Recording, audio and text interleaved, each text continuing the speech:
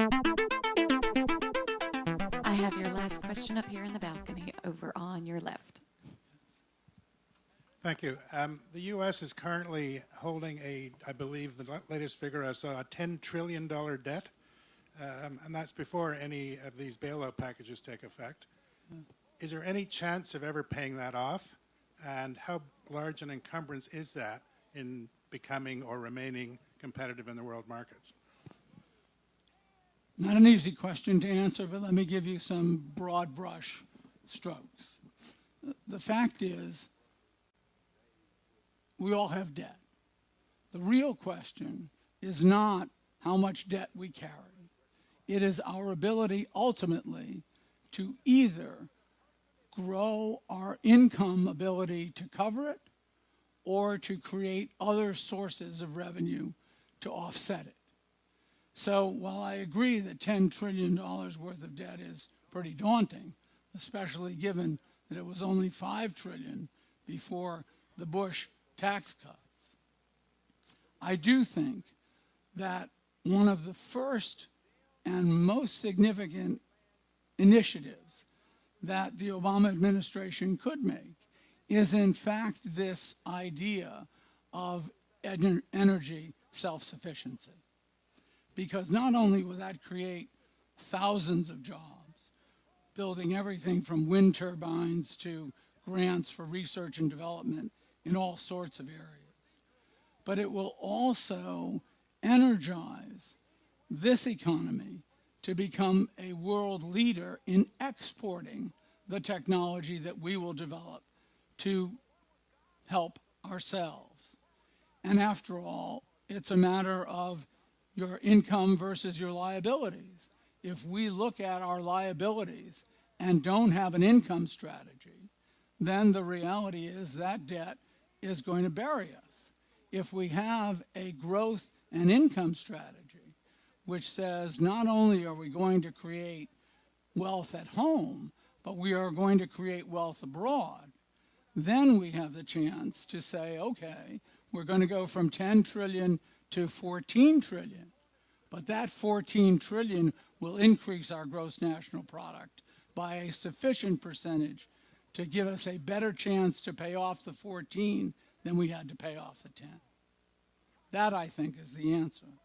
One of the issues that intrigues me, and I was chatting with a gentleman yesterday who works for Cargill, and we talked about one of the fundamental possibilities for America's economic future, and that is that we produce food more efficiently and in greater abundance with greater longevity and shelf life than any other nation in the world. Food, I believe, is the oil of the 21st century. And ultimately, we will be in a position, if we guide ourselves appropriately, to be the breadbasket of the world again. And when we are, that will have a significant change in our balance of payments. One last thought that I want to share with you. If you recall from the video presentation, those of you who saw it, called Did You Know? It had one piece of information in it that continues to boggle my mind, and that is that within 30 years or so, it is anticipated that we will have a computer for $1,000 that will have the thinking capacity of the human race. Just think for a moment the implications of that. One of the implications, in my view, is solving the most fundamental crisis that is going to affect the world between now and the rest of our future. And that is taking civilization to the next level of power production. And the only way to do that, is with fusion power, not fission power, fusion power.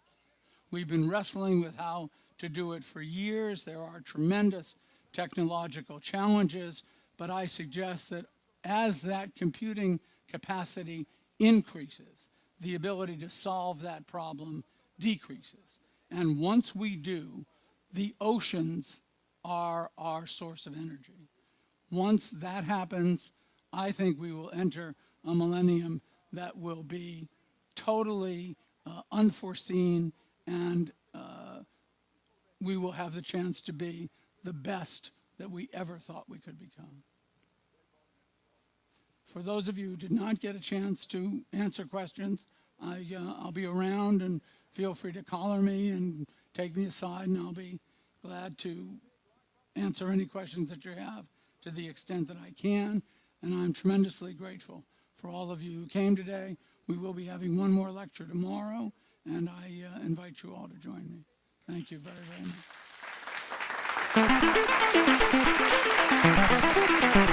much.